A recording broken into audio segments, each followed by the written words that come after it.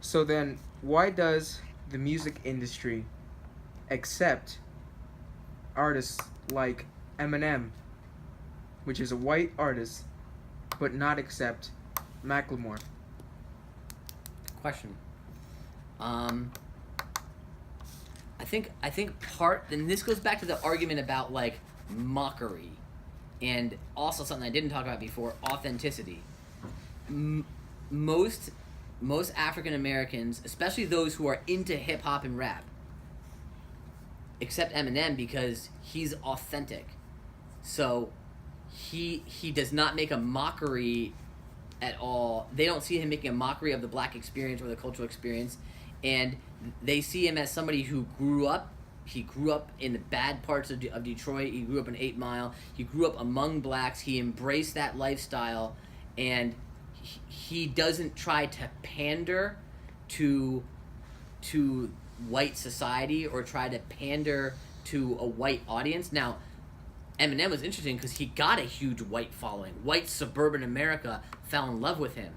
But what he almost did was, I think they see that white suburban America fell in love with Macklemore, and Macklemore kind of chuckled along with it and loved it and enjoyed it and played with that. Eminem, what he did when white suburban America fell in love with them was he basically raised a big middle finger to them. And he said, like, white suburban America, you are the problem.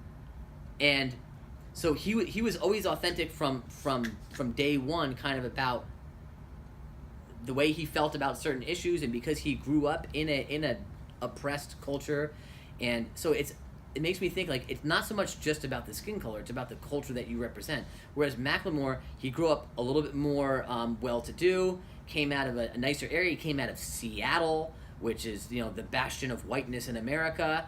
It's like the birthplace of Starbucks and Whole Foods and many other things like that. Yard sales and cable knit sweaters.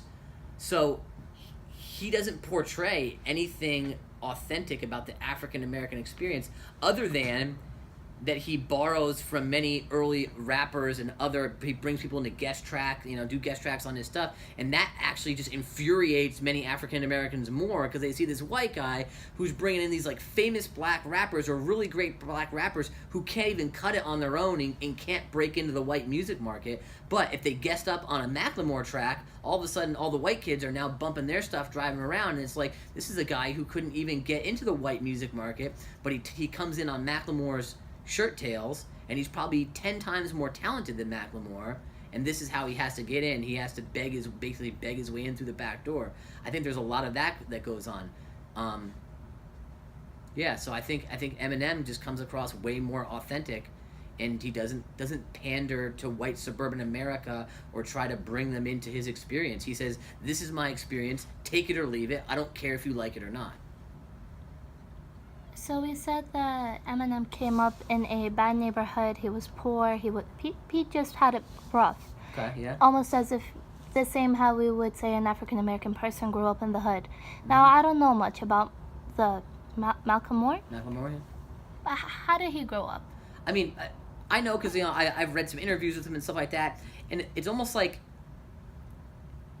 you don't need to know a lot about how Macklemore grew up though, because there's a perception of how he grew up with how he carries himself, um, and there's connotations to all these things. When you say somebody's from Detroit, we instantly have these connotations of what kind of experience that's like. It's urban, it's gritty, it's a heavily African American, it's a struggling city, it's a city in turmoil, it's a city in struggle. It has been forever.